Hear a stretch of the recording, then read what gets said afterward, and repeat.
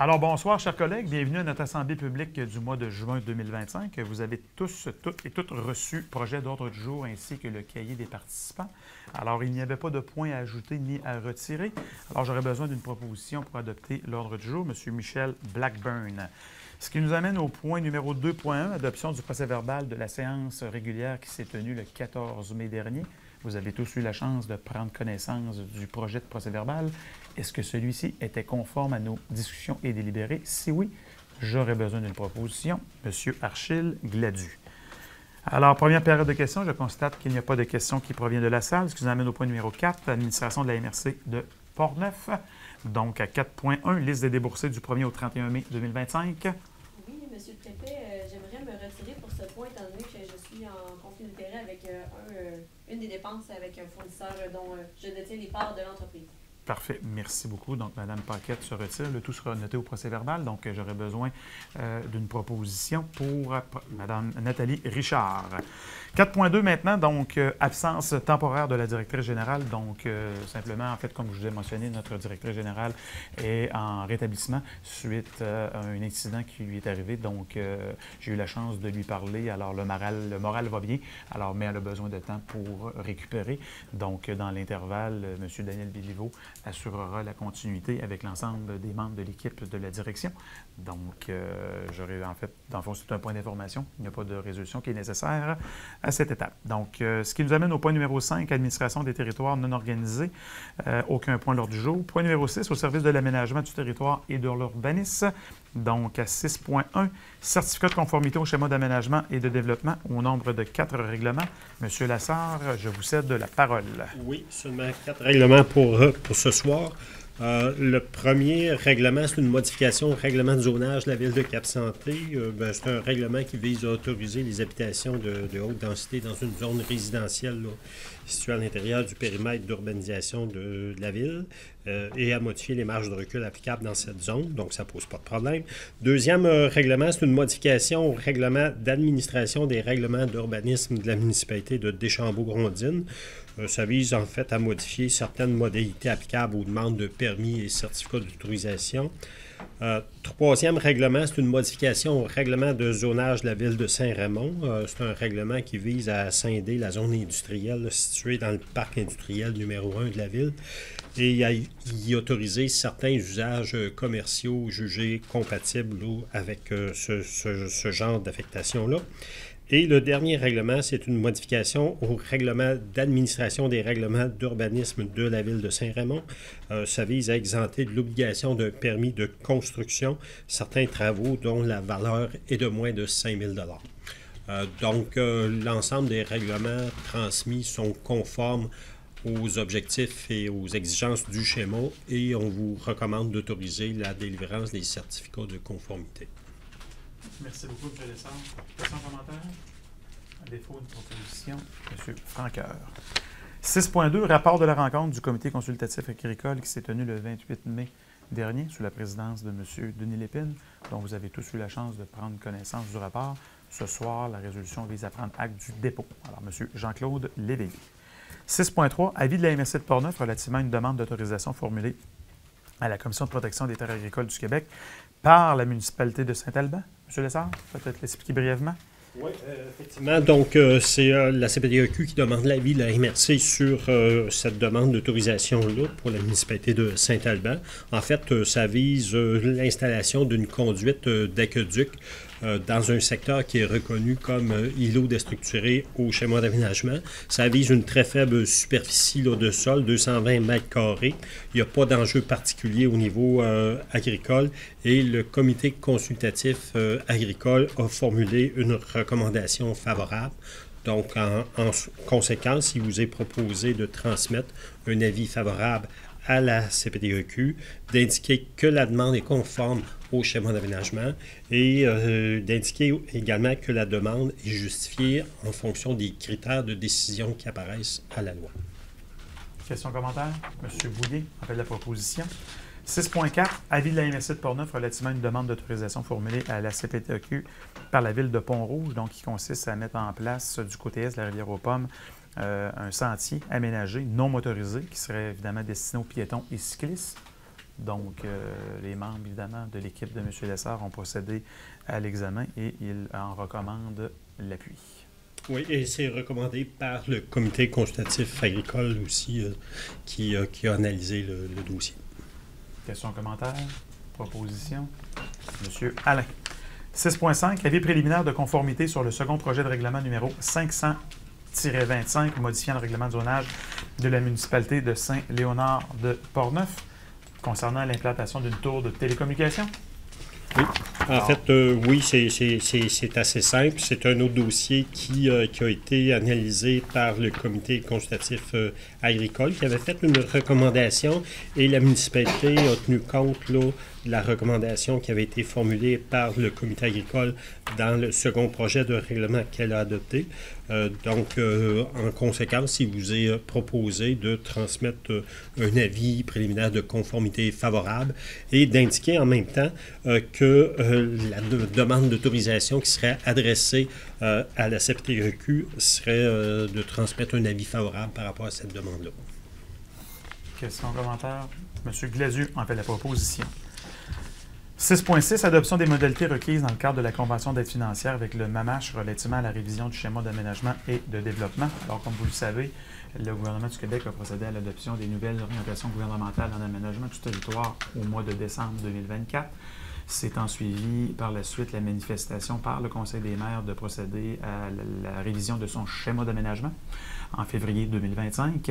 L'étape qui a succédé à tout cela est la mise en place d'une convention d'aide financière avec les autorités provinciales et il y a une nouvelle obligation qui nous impose de présenter un petit peu le plan d'action, le plan de match, évidemment, avec les prochaines étapes avec le ministère dans un délai prescrit. Alors, nous sommes rendus à l'étape d'adopter cette résolution-là pour qu'on puisse partager les documents pertinents aux autorités compétentes pour nous permettre de poursuivre la révision du schéma d'aménagement de la MRC de Portneuf. M. Bellil en fait la proposition. 6.7, autorisation de paiement d'une facture pour le débouchage d'un ponceau dans l'emprise du parc régional linéaire Jacques-Cartier Portneuf, situé en fait dans la municipalité de Lac-Sergent. Donc, on parle d'un montant de 876,69 taxes incluses pour des travaux d'urgence qui ont été réalisés. Alors, M. Bédard en fait la proposition. 6.8, programme d'aménagement durable des forêts, recommandation de financement de projets de réfection sur des chemins multi-usages en forêt publique, donc au nombre de 3. Donc, asphaltage des approches de pont dans la ZEC de la Rivière-Blanche pour un montant de 14 175. Asphaltage des approches de pont dans la ZEC Vatican-Nelson pour un montant de 8 250. Et réfection du platage de pont de la rivière Migwick pour un montant de 35 625. Donc, les aides totales lisent 58 050 $. Alors, M. Lépine en fait la proposition. 6.9, programme d'aménagement durable des forêts, recommandation de financement d'un projet d'acquisition de connaissances qui est régi par le volet A. Alors, caractérisation de traverse de cours d'eau dans la rivière phonique des Laurentides, donc un montant de 5 000 $ qui serait recommandé pour qu'on puisse procéder à cette caractérisation-là. Proposition, M. Perron en fait la proposition. Et 6.10, résolution de contrôle intérimaire visant les terres du domaine de l'État situées à l'intérieur du projet de parc régional de la rivière Jacques-Cartier. Alors, tel que nous l'avons expliqué lors du comité plénier qui a précédé la présente séance, nos collègues, évidemment, de la MRC de la Jacques-Cartier vont procéder ce soir même à l'adoption de la même résolution qui nous vise, évidemment, à nous permettre de poursuivre notre réflexion sur l'aménagement du corridor que nous avons identifié comme potentiellement aménageable à des fins, évidemment, de corridor intra-MRC. Donc, la résolution nous permettra, évidemment, de disposer et bénéficier d'un délai de 90 jours pour nous permettre de compléter l'exercice, ultimement, qui devra se décliner par l'adoption d'un règlement. Alors, M. Boulier en fait la proposition. Point numéro 7, service de l'évaluation foncière, aucun point à l'ordre du jour, ce qui nous amène au point 8, service de développement social et économique. Alors, 8.1, demande d'aide financière diverses adressées à la MRC de Portneuf. Donc, nous avons 3 demandes. Festival de la pétanque qui aura lieu au mois de juillet. Donc, un montant de 500 $. Route des Fleurs présidée par la Société d'horticulture et d'écologie de Portneuf, 3 500 $. Et notre participation annuelle au niveau de la Fondation d'aide au sport amateur pour un montant qui pourra s'élever jusqu'à concurrence de 15 000 $. Alors, M. Raymond Franqueur. 8.2, fonds de soutien aux entreprises de la MRC de Portneuf, projet recommandé. Donc, premier projet, donc ferme Champ de Saveur, un montant de 10 000 qui provient de la fonds de soutien aux entreprises volet 1 pour la création d'une nouvelle entreprise. Ferme Toudou pour un montant de 1 000 qui provient du fonds de soutien aux entreprises volet 8 pour un soutien aux entreprises pour un projet d'expansion. Performance Voyer, un montant de 7 500 pour un soutien aux entreprises. Et une entreprise, en fait, pour une nouvelle entreprise, un montant de 2 000 fonds de soutien aux entreprises volet 1 pour la ferme, en fait, l'entreprise, excusez-moi, Ravioli, etc. Proposition, Mme Ouellette. 8.3, comité d'investissement commun, adoption de projets recommandés. Donc, un projet, donc, on concerne un prêt au montant de 6 400 qui provient du Fonds local d'investissement et le Fonds local de solidarité. M. Léveillé en fait la proposition. 8.4, donc fonds de soutien au projet structurant de la MRC de Portneuf concernant des aides additionnelles que nous souhaitons octroyer dans certains événements suprarégionaux pour nous permettre évidemment de contribuer à la promotion touristique de nos activités régionales qui auront lieu tout au long de l'année 2025 et 2026. Donc, c'est des bonifications en fait qui vous sont proposées. Donc, Raid du Bras-du-Nord, 7 500 Culture Saint-Casimir, 5 000 Association des fêtes gourmandes de Neuville, 10 000 Club Motocross, 7 500 et la biennale pour un montant de 5 000 additionnel. C'est important d'expliquer pourquoi on augmente. Oui, donc évidemment, le soutien financier, évidemment, vient avec une contrepartie que la MRC souhaite pouvoir occuper durant les différents événements, un espace pour faire la promotion des activités touristiques qui aura lieu tout au long de l'année sur l'ensemble de notre territoire. Donc, cette bonification nous permettra évidemment d'accéder et de pouvoir déployer nos installations et nos ambassadeurs, ambassadrices qui se feront évidemment une joie de partager leur passion envers notre magnifique région. Alors, M. Marion Leclerc a fait la proposition. 8.5, Fonds de la région de la capitale-nationale, donc modification de la résolution 304-12-2024. Donc, c'est une correction concernant le montant. Donc, on parle d'un montant, en fait, qui autorise le versement d'une somme non remboursable de 54 526 provenant du FRCN afin d'être cohérent avec les modalités du coût du projet. M. Perron en fait la proposition. Entente de délégation du Fonds de la région de la capitale-nationale, autorisation de signature. Donc, c'est d'autoriser, évidemment, le préfet à signer l'entente de délégation au niveau de la capitale-nationale. Donc, c'est une résolution cléricale pour nous permettre de compléter la signature des documents requis et exigés par le gouvernement. Mme Paquette en fait la proposition. Ce qui nous amène au point numéro 9, au niveau du dépôt du rapport de suivi de la mise en œuvre du PCGMR pour l'année 2024. Donc, à chaque année, nous déposons ce type de rapport. Aviez-vous des questions, commentaires? À défaut, j'aurais besoin d'une résolution pour le dépôt. Mme Richard en fait la proposition. Rapport des comités et commissions au point numéro 10. Commission de l'aménagement, M. Lessard. Dans le rencontre la semaine dernière, c'était pour faire le point justement sur les mesures de contrôle intérimaire dans le corridor de la rivière Jacques-Cartier. Merci. Commission de développement social et économique, nous nous sommes réunis pour traiter des points qui ont fait l'objet de résolution ce soir. Commission d'environnement. Il y en a une qui est prévue la semaine prochaine. La tête confirmation, c'est la semaine prochaine. Parfait. Commission de l'administration, nous nous rencontrons demain. Sécurité publique, il n'y a pas eu de rencontre. Sécurité incendie, non plus. Transport régional. Juillet. Juillet. Donc, ça complète. Alors, ce qui nous amène aux affaires nouvelles, intervention des représentants. Petit point d'information pour l'ensemble de la région, c'est que le quai de Portneuf, que vous connaissez tous, Transport Canada a octroyé un contrat et il va être démoli à partir du début août. Surprenez-vous pas, vous allez voir apparaître des pelles mécaniques, des équipements lourds. La démolition consiste à défaire la tête en béton du quai de Portneuf, projet environnemental, parce que les tests ont amené à une lecture de contamination, et c'est un projet environnemental. La beauté de la chose, c'est qu'on a quand même réussi, la Ville de Portneuf, à reprendre une communication avec les gens de Transport Canada pour planifier un futur éventuel du site.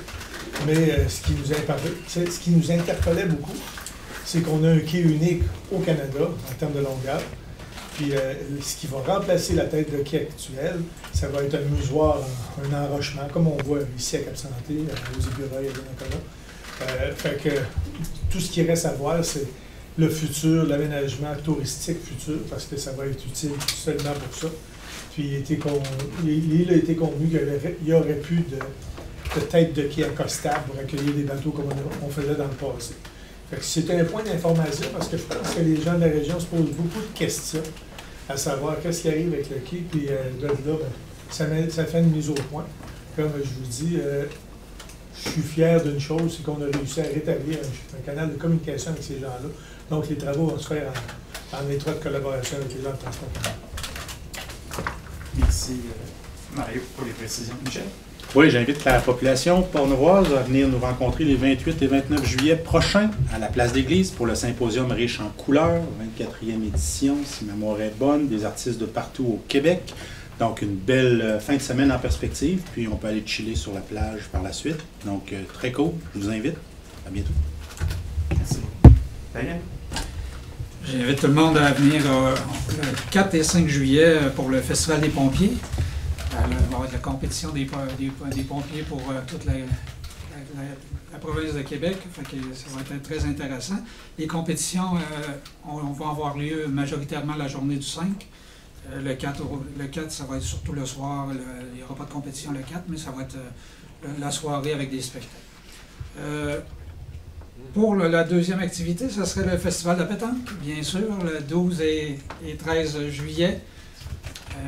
Bien sûr, il va être une belle compétition amicale, comme à chaque année. Alors, tout le monde est invité. Merci beaucoup, M. Perron. Juste nous rappeler le lieu. Le Festival des pompiers, cette année, aura lieu à quel endroit? À la même place que le festival, c'est-à-dire sous le préau, en arrière du centre municipal à Saint-Gilbert. À Saint-Gilbert. Excellent. Merci beaucoup. Lise? Oui, à Saint-Casimir, en fin de semaine, c'est la commission B, vendredi, samedi, dimanche. Alors, nombreux spectacles, bouffe et bière toute la journée de samedi, particulièrement de cet aspect-là. Puis le dimanche, ça se passe en fin d'avant-midi, chorale gospel et l'artiste Joran à l'église. On a aussi le 2 juillet, mercredi, le début des soirées poésie-musique. Le premier soir, on aura Joséphine Bacon, la poétesse Inou, qui sera des nôtres. Et le 4 juillet, c'est le début des marchés publics des vendredis saints. Wow.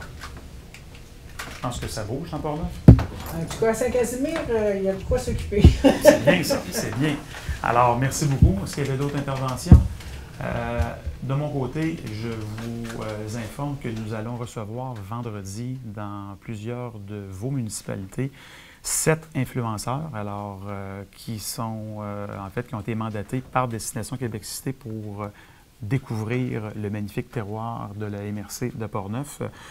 Je les accompagnerai avec une partie de la journée pour leur présenter et tenter en fait de les convaincre des grandes possibilités de notre magnifique territoire.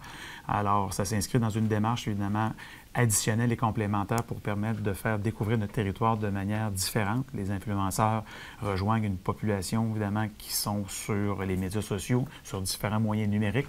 Donc, 7 seront parmi nous. Je profite également de l'occasion pour inviter l'ensemble de la population portneuvoise et des régions avoisinantes à participer en grand nombre aux festivités de la Saint-Jean-Baptiste qui auront lieu au cours des prochaines semaines. Je pense que dans chacune de vos municipalités, vous avez plusieurs bénévoles et vos équipes des loisirs et de la culture qui ont travaillé et ont investi beaucoup de temps au cours des dernières semaines, derniers jours. Je pense qu'évidemment, le plus beau cadeau qu'on peut leur faire, évidemment, c'est d'aller festoyer avec eux. Alors, la région de Portneuf va être illuminée et festive, je pense, les 23 et 24 juin. Alors, ça m'apparaît fort important. Et j'aimerais également profiter de l'occasion pour remercier, en fait, la participation d'un de nos confrères, M. Archil Gladu, qui, en fait, ce soir, je crois, est l'une de ses dernières rencontres avec nous. Alors, Archil, évidemment, s'est investi depuis plusieurs années à titre de membre du conseil municipal de la municipalité de Saint-Léonard et également à titre de maire. Archil a toujours été un ambassadeur réel des, je dirais, des enjeux et des réalités propres à des municipalités qui ont les défis équivalents des plus grandes organisations, mais qui doivent faire preuve de beaucoup de créativité et de finesse pour permettre d'accomplir et d'améliorer la qualité des citoyennes et des citoyens. J'ai eu la chance de découvrir un homme extraordinaire au cours des dernières années. Archel est un homme de cœur, un homme passionné de sa région, passionné de sa municipalité, mais d'abord et avant tout un ambassadeur naturel de notre magnifique région et surtout des personnes qui l'habitent et qui l'animent. Alors, Archel, en fait, je tiens à te remercier personnellement du très grand apport que tu as fait au niveau du Conseil des maires.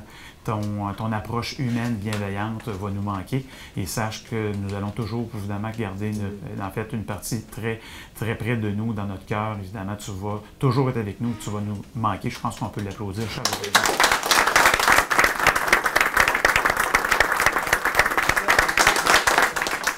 J'ai eu le plaisir pendant ces 3 dernières années de vous côtoyer chacun d'entre vous et ce fut très agréable à tous les nouveaux. Je remercie aussi toute la population de Saint-Léonard qui m'ont fait confiance en 2021 pour être ici aujourd'hui. Je les remercie infiniment. Alors, vous comprendrez que c'est pas sans émotion que je quitte.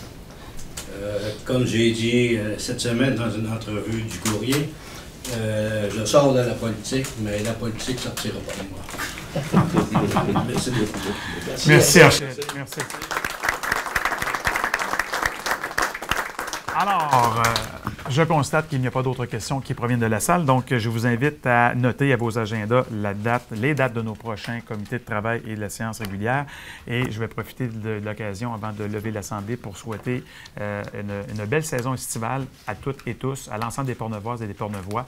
Profitez évidemment de la riche programmation qui vous est offerte par l'ensemble des municipalités et des villes. Nous avons un territoire qui est animé, qui est vivant, qui est authentique et c'est en grande partie grâce à vous qui nous permet évidemment d'assouvir cette distinction-là et d'en être très fiers. Alors, bon été à vous tous et sur ce, j'aurais besoin d'une proposition pour lever l'Assemblée, M. Raymond Francoeur. Merci, bonne fin de soirée.